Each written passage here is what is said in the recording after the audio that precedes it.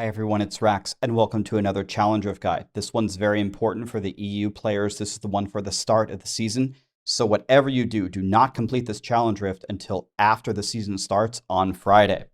Now, there's good news and bad news about this build, and whoever made this is the ultimate troll. Well, the build cannot die. No way.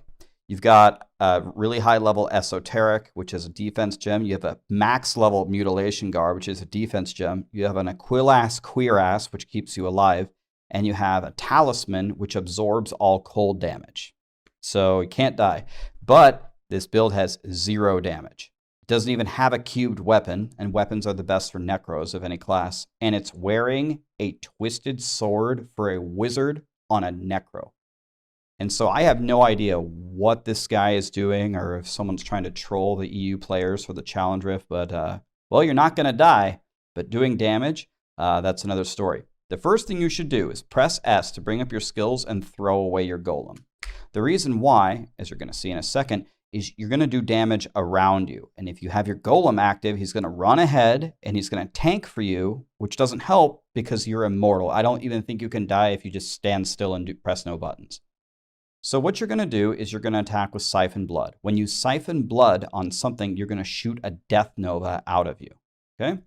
So the idea is you want to stand by a bunch of enemies and try to Death Nova or siphon out of something far away, and then you're going to release all the Death Novas everywhere and kill the things around you. When you kill the things around you, you can use Corpse Lance and shoot them around and kill everything, especially the elites.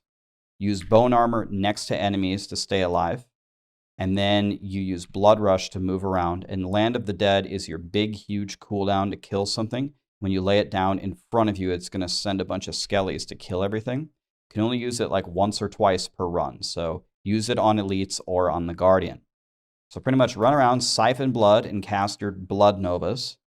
And then use Corpse Lance to kill the elites. And then use Bone Armor to stay alive and move around with Blood Rush. If I were you, I'd throw the golem off your bars. You can throw it off of your bars if you open up the skills and then throw it off first. Not the easiest Challenge Rift, but at least you can't die. That's something. Remember, don't do this until Friday after the season starts. Let's go into the clear and see how it goes. All right, everyone, let's get this Challenge Rift down. At the start, Blood Rush forward, and I like to use my Army of the Dead right away to put it on cooldown to kill those enslaved nightmares. And then I just run on past here and I kill this big group of monsters with my Death Novas, get a couple of kills, and off I go. On the left side, there is a yellow, a blue, and a speed. And then just to the right, there is another blue. So I kill this guy and grab the orbs, grab the speed, and then the blue is right here. These guys are super annoying. They're illusionists and they can run away and they can burrow in the ground. Just do your best, use some Death Novas and some Corpse Lances, and eventually they will fall. Going to head over here and go for these blues right here. And then all of the rest of the elites are toward the top edge of the map.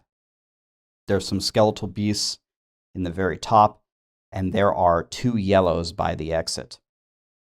Now, it's kind of hard to make decisions here. It's like this map is full of slashers, which is like the most valuable mob types. You would think, man, I want to kill all of these. But at the same time, it's kind of hard to kill them with Death Nova and the Siphon Blood.